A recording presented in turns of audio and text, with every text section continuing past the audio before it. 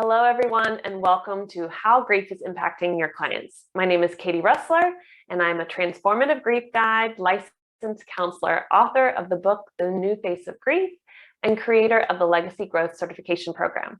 Today, I have the most wonderful woman ever, Carrie Forster. She is a death doula and life coach, which I think is a beautiful combination. And we're going to be talking today about clients who have lost a child or children. So, Carrie, share with us what you do, where you do it, and who do you tend to serve? Well, first of all, thank you so much for asking me to join the series, Katie. So hello, I'm Carrie Forster. I am based in Munich, Germany. My clients are all over the world. As Katie mentioned, I am a death doula, which basically means I help people process everything from active dying to preparing for death. But I also focus on the coaching aspect of life in general. I think when anybody talks about death, you're actually talking about life, since death is a life event. And my focus primarily, I've shifted to focusing on families with a child who is sick and dying, so terminally ill children, and or child loss. So I work with families, mostly mothers, and it's usually within 1 to 10 years after child loss. This tend to be my spectrum of where I work. Okay. What are you finding that these women are coming to you specifically for? Like, what are the key issues that they're bringing up? So, interestingly enough, when I'm working with clients who have lost a child, often they come to me when they can't quite process the death. They can't quite process how they move on.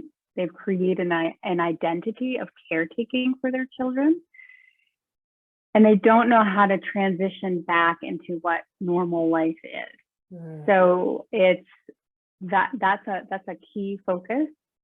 Another focus happens to be when they're looking to expand their family.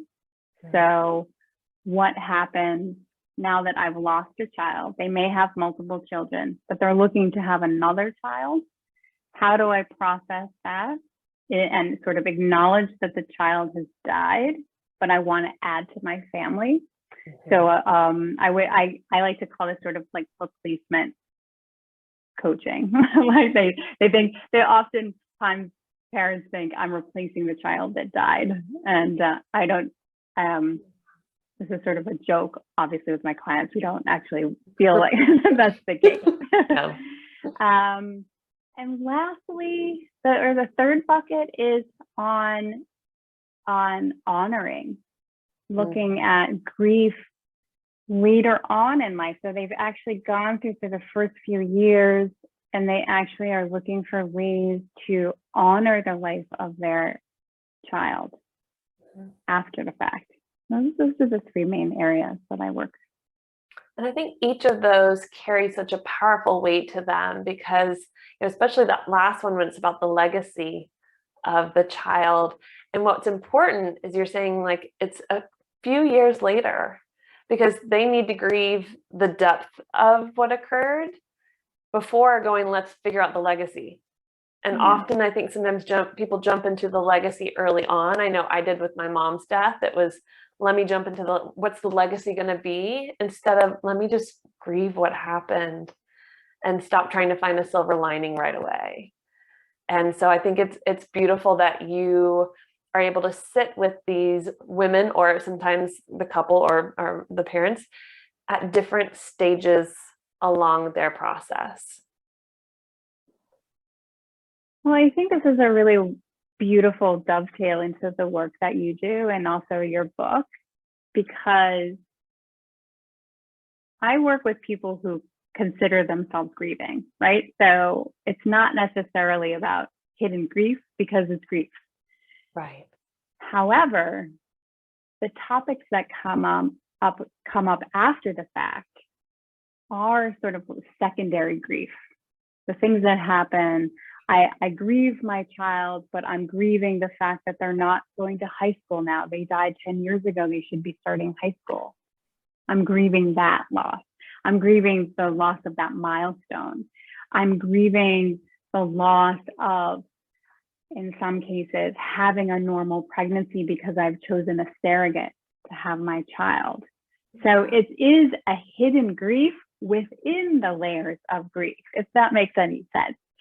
Totally. And it's so layered that, and I think, you know as well as I do, that when we've suffered a huge loss in our life, sadly, the process is, okay, let's check all the administrative boxes off in the throes of deep sorrow and grief. Yeah. And then you're sort of supposed to get back to normal life. And that's just, it's almost impossible to grieve in our society these days. And so I think many mothers realize, I have never really processed the original death. Yeah. And then on top of that comes the layers of, oh, and then there's this grief, and there's that grief, and there's this grief. Anecdotally, I happen to be working with a client right now who's grieving a child from a few years ago, and realized that she never grieved the loss of her brother when she was very young. Yeah. And how the two also intersect in her life, that she lost a child and that her mother had lost a child. So it's so layered and dynamic. And yeah, I think so. Carrie, then we're going to jump into that. You brought up hidden grief. Let's dive in further, because I think, as you said, there are these layers, and they're things that we on the outside would never expect. Right. So when we talk about hidden grief, what we're saying, obviously, we're addressing grief related to death and major loss right now, and also hidden grief, which is grief that society doesn't always accept or understand. And it's often the shoulds or could haves, or if only this would have happened, that we have to let go of and start to really accept how life is. And it is such a powerful process to go through, because it involves letting go of belief systems, some that were put in us since childhood, very false beliefs around perfectionism or rejection. And when we dive into hidden grief in relation to solid grief, the traditional grief of loss of someone, it can get really sticky to piece what's what and where, and very confusing for the person experiencing it, because they already feel overwhelmed by the deeper grief. And then here's all these layers. And yet it's freeing to name it, to say this, right? Oh, and this, kind of like you said, going each layer, this is coming up for me, and this is coming up. And once they're able to speak that, that starts to free them a lot from allowing them to grieve that too. And that grief might look different than the grief of their, grieving the brother might look different than grieving their child, but it is still grief. Mm-hmm. And society might look at her and say, well, that was so long ago, even though you should have. Why haven't you already? And now you're grieving it? That seems... So it's powerful that she's able to say, wait, no, I haven't grieved it. And now I see a connection to my mother in a whole different way. Mm-hmm. And here's generational grief. And then what do you do with that? And to have you there to guide her is amazing. Oh, I mean, that's very generous. I always feel like so. I think sometimes I feel, I'll be really honest, that sometimes I feel in such a blessed position to be holding that space, and simply to allow the process of integration of the feelings, of the emotions, of the meaning, and I appreciate what you say. The compliment at the same time, it also feels like it's such an honor to sit in that space and hold it for someone. And I almost sometimes feel like, I know I'm in the right place. I know I'm doing the right thing. This is such a work of service that is deeply ingrained in my body. I'm probably not being very articulate right now, but it feels sometimes so sacred. I think, am I giving justice to everything that someone is feeling right now, right? Like, this is someone's life, this is someone's emotions, this is, and to be able to really let go of everything else just to serve that person. I don't know if that makes any sense at all. It does. I'm very humbled by that role. It's yeah. I understand that. Have you ever seen the time lapse of a seed growing, the roots sprouting down, and like something growing out? And they usually have like the soil's cut so you can see, it happening, and how magical and amazing it is to watch that. And that's how grief work is for me, like sitting with somebody and just like, they're the seed, and I might have a little bit of fertilizer I can add, or a little bit of sunshine or something, or some water. Like, I can add some things, just sometimes just from our presence, we add those things, but also holding that space, which is very sacred, and asking the right questions, or reflecting just exactly what they said back. But allowing it to hear it from somebody else's mouth is like enough to just, and then you start to watch this miracle occur, which is the integration of grief. I think it really is this miracle experience to bear witness to. Yeah. There's this, you reminded me of this, I can't remember, I'll have to dig deep to where I read this somewhere, but it reminds me of something that I read specifically on this point that we deny ourselves this release because it's so painful, right? I mean, the funny thing is that, I mean, you talk about this also in your book, is that it's like, it feels bad for people to go through that. Like, integration of grief is like when I work with end of life clients and talk about, things like active dying and what happens with the body when things are actually moving forward. A totally natural process in what is supposed to happen at end of life in a natural way. Obviously, there are accidents and traumatic accidents that happen. Saying as someone who is aging normally, that process of deterioration is the breakdown is totally organic and normal. Nevertheless, when you witness a death, like physically witness a death, part of what's so critical to actually getting back to sort of connecting with your humanity and what it means to live is reprocessing everything that's happened in witnessing that person dying. What I mean by that is, it probably sounds a little esoteric right now, is having conversations about someone else's witnessing of a death helps that person get into the grief process. It's so connected. If you don't actually process it, and it could be even if you weren't there, let's just say hypothetically someone had died and you weren't physically present, recounting the phone call that you received, how you got to the airport, the people that you connected with on your journey to meet your loved one who has deceased. All of that is part of the grief process to get into it, to integrate into mourning, right? Yes. And this, I'm sorry, to bring it back to your, to the seed that's sprouting. This is the sprouting. This is the sprout.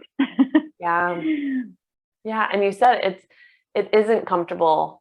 And if that seed had feelings, it wouldn't be comfortable to like have all this stuff coming out. So yeah, completely. It hurts. Yeah, exactly. I always think of like a butterfly coming out of the cocoon, like that probably doesn't feel good either. I mean, I realize that's not on their radar, but like, oh, like it's getting tight in here. I need to get out. Okay, let me eat my way out. What are some other layers of the hidden grief you're noticing with these clients who are preparing for their child to die or that they have lost their child already? Oh, let me just pick one because we could probably spend half an hour on each one of the things that comes up. So I'll narrow it down to one. Well, this is something that you and I have talked about separately, so I'll bring it up here, is what's interesting is after child loss, I have had several clients find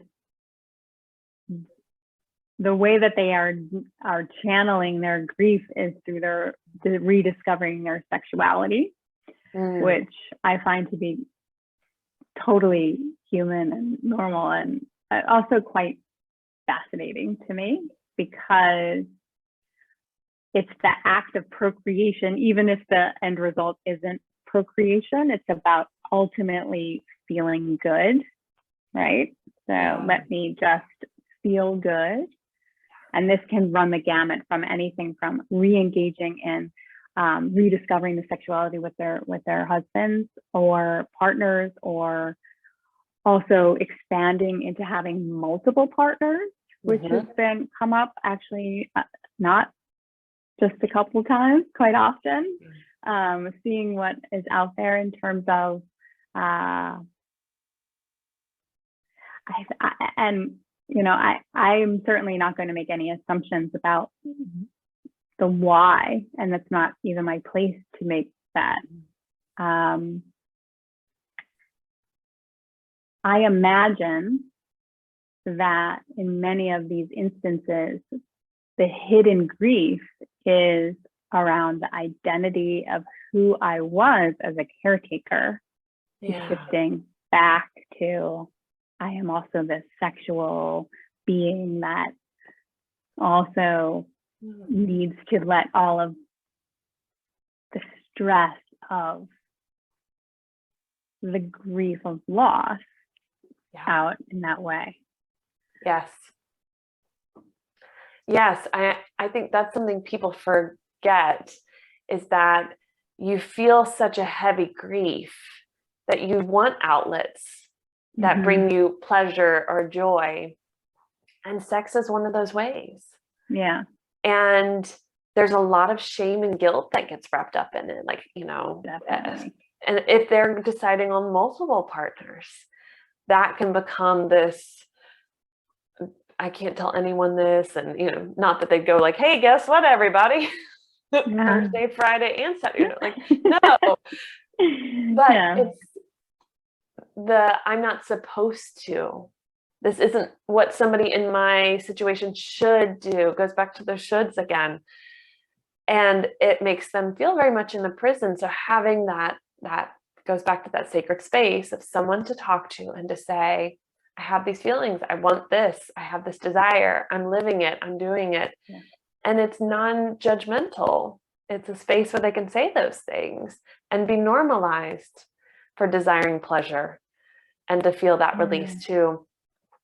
Grief runs the gambit of emotions and experiences, and it isn't all sad and bad or negative, and people forget that too, because our society wraps grief into the horrible, painful, suffering box and doesn't look at it in its holistic way, which there's some beautiful pieces to grief.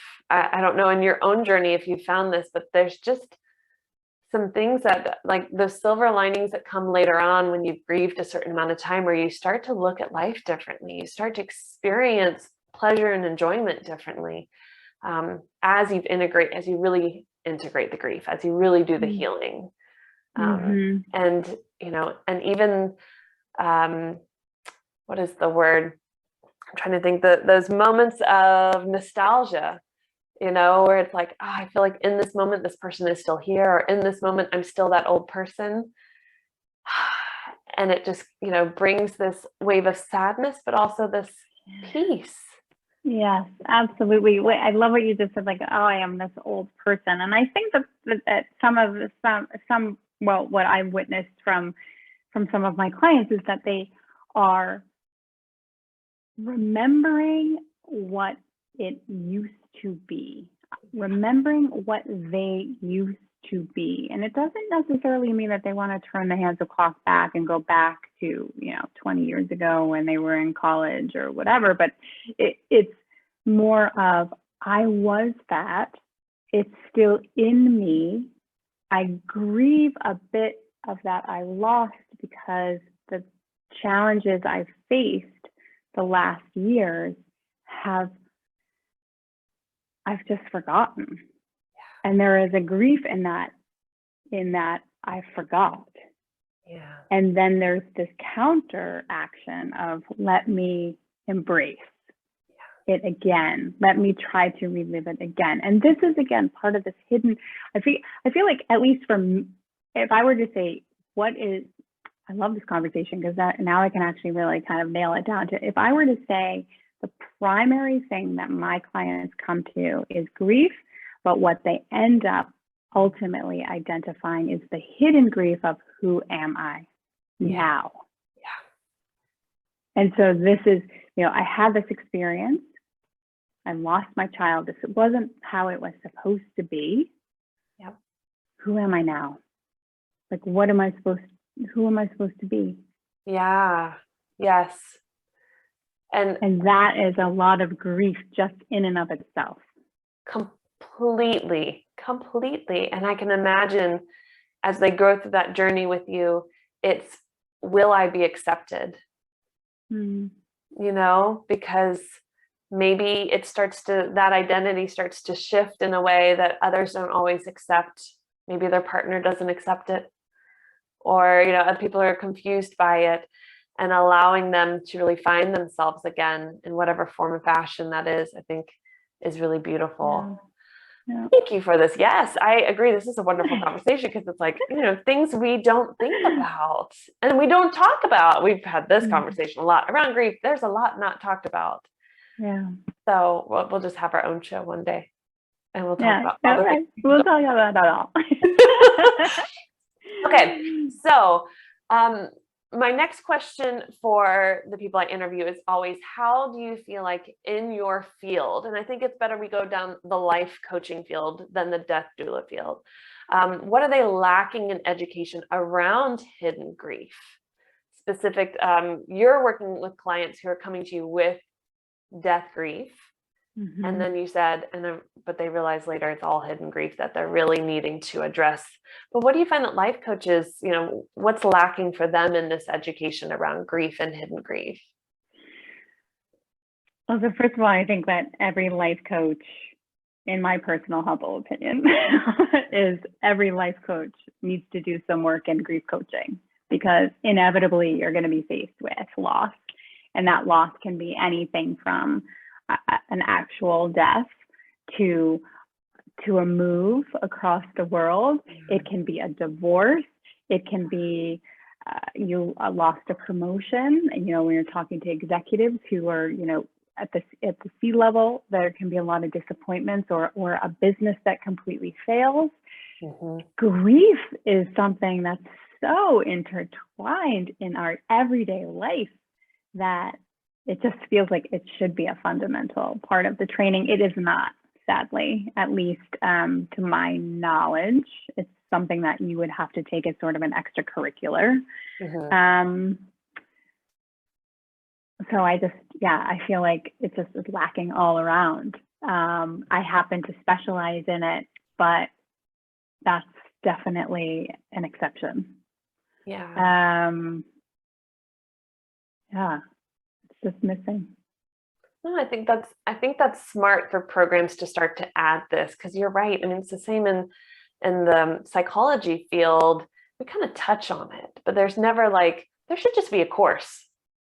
Like, let's be honest, there should be a course for both coaches and clinicians, because grief, now that we're starting to understand it better on a scientific level, on a psychological, emotional, and mental, like, it's worth having a course in educating specialists, people who are helping other people, because heck, even job coaches are getting slammed with grief stuff. And they're going like, okay, how do I, imposter syndrome, perfectionism, all of that has got hidden grief. And they're not able to dive deeper into, let's work on this so you can shift and really ask for that promotion or search, whatever it might be. Because it's sometimes it's because they haven't done the work themselves, and that's tough. But I would even probably stretch that to, or not stretch it to, but add the insight that what we see now, and I'm sorry that I'm laughing, but the counter of the education is, let's do more programming around resilience building. Right. Or things that are sort of the positive twist on, hey, you've got this really shitty thing that's going on in your life. You probably need to build your resilience. I mean, I'm sorry, but when this was like the catchphrase of 2020, and I was like, okay, what I don't need right now is more resilience training. Right? I need more training on empathy. I need more training on connecting and communicating in a way that's thoughtful and mindful and supportive, not on resilience.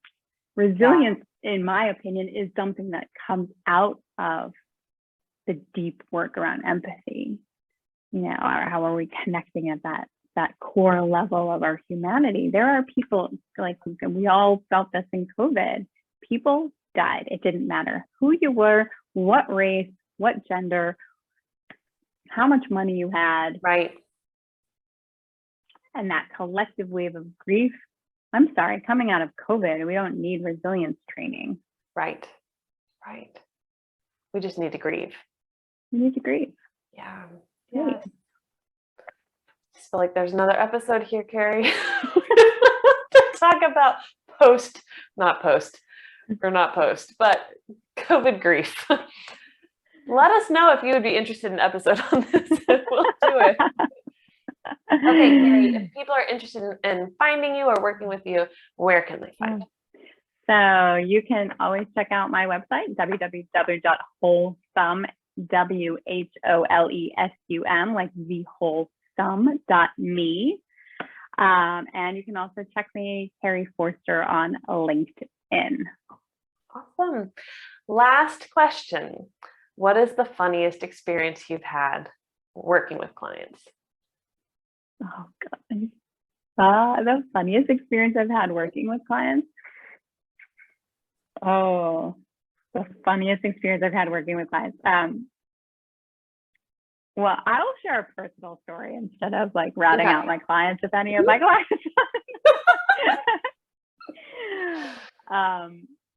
Might seem a little macabre.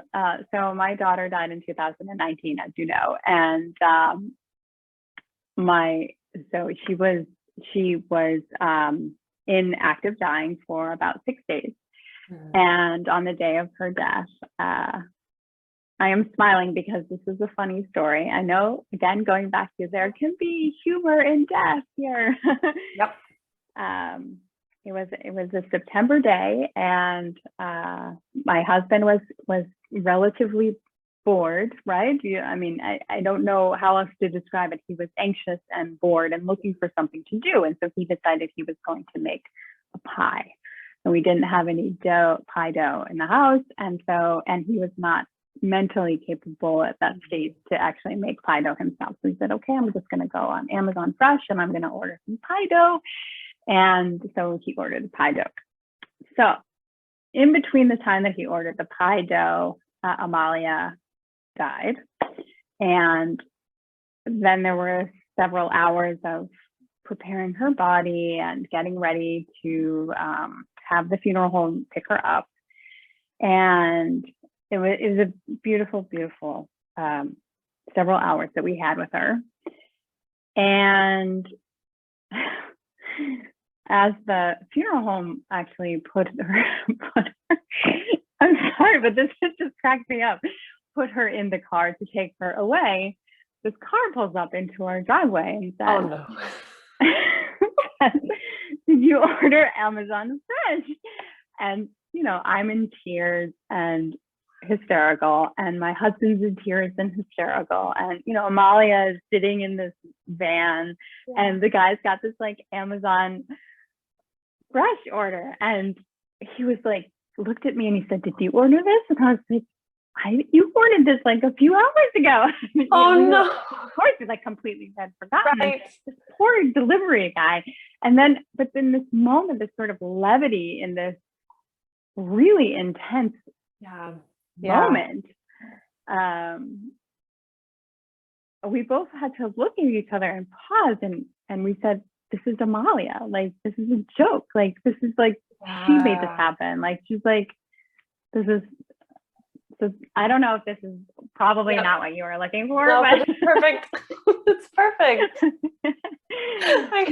I'm picturing myself like a fly on the wall in this situation where the guy's like, you know, pie dough. Like the worst timing ever, right? I mean, poor guy had to go back and probably was like, what is going on here? Right. So I think that was probably one of the most I mean, obviously not a client story, but yeah.